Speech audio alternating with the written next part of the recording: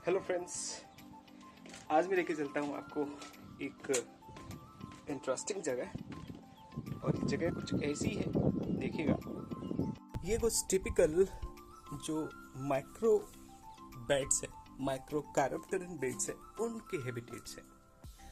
जहाँ आप देख रहे हैं कि ये कूल अबंडेंट साइट है।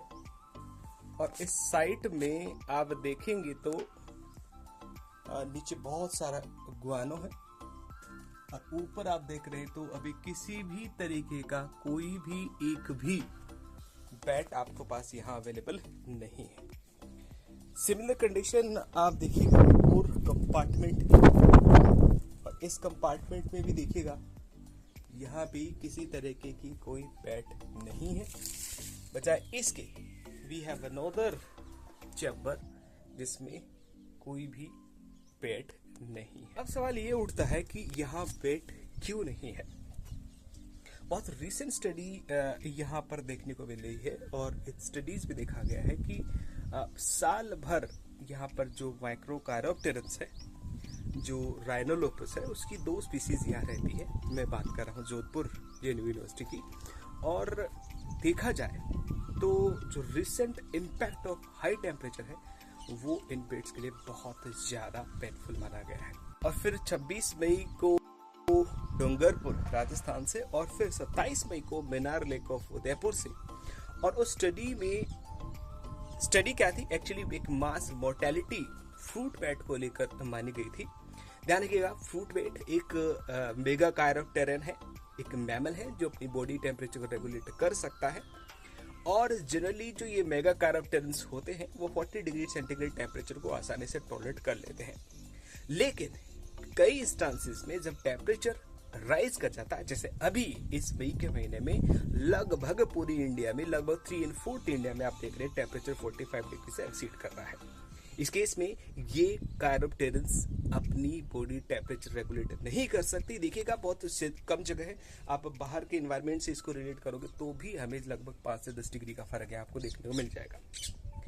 अब ऐसा क्यों हुआ, उसके पीछे सबसे बड़ी वजह ये हो सकती है मोर्टेलिटी की, मेरे हिसाब से, कि ये अपनी बॉडी टेम्परेचर रेगुलेट नहीं कर पाते। और ध्यान रखिएगा, रेगुलेट नहीं कर पाते इसका मतलब क्या हुआ कि हाई टेम्परेचर पे इनकी डेथ मोर्टेलिटी हो सकती है। जनरली जो कैरोप्टेरन्स होते हैं, खासकर मेगा कैरोप्टेरन्स होते हैं, वो मेगा कैरोप्टेरन्स आप बात करोगे तो जो लॉन्ग ट्रीज होते हैं, बड़ी ट्रीज होते हैं, उन पर रूस्ट करते हैं। और उनके रूस्टिंग जो स्ट्रक्चर्स होते हैं वो जनरली आपको किसी वाटर बॉडी के पास में देखने को मिल जाते हैं।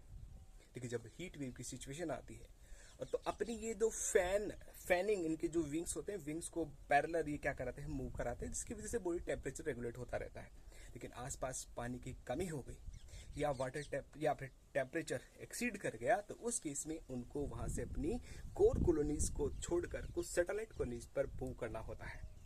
उस केस में जो आपके पास पूरी कॉलोनी है, उस कॉलोनी के जो ओल्डर वंस है और जो यंग वंस होते हैं, उन यंग वंस की वो प्रॉपर तरीके से वहां मूव नहीं कर पा सकते। तो उस केस में उनकी मोर्टेलिटीज देखने को मिलती है। यही केस ऑस्ट्रेलिया में भी, इंडिया में तो बहुत प्रोमिनेंट आपको देखने को मिल रही है, साउथ ईस्ट कंट्रीज में भी आपको ऐसा देखने को मिल रहा है।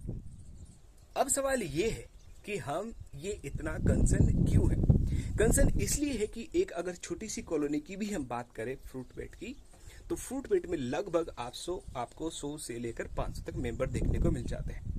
अगर किसी एक सीजन में 10% अगर पॉपुलेशन का भी लॉस होता है तो वहां की इकोलॉजिकल सर्विसेज को रिवाइव करने में 3 से 4 साल लग सकते हैं। और यही लॉस अगर हर साल होता रहे तो यकीन मानिएगा आपको लगभग 1 डिकेड या 2 डिकेड तक का भी जो इकोलॉजिकल लॉस है वो भोगना पड़ सकता है। तो उस केस में सामने समझने वाली बात यह है, प्रश्न वाली बात यह है कि जो कम्युनिटी सर्विसेज मेगा कैरोप्टेरन हमें प्रोवाइड कर रही है, बड़े फ्रूट के ट्रीज को पोलिनेट करने का काम कर रही है, वो कौन करेगा। ध्यान रखिएगा, एक फ्रूट बेट की कॉलोनी 40 किलोमीटर की रेडियस से ज्यादा के एरिया को पोलिनेट कर सकते हैं। सोचने वाली बात है कि हमारी आगे आने वाली जनरेशन के लिए ये काम कौन करेगा।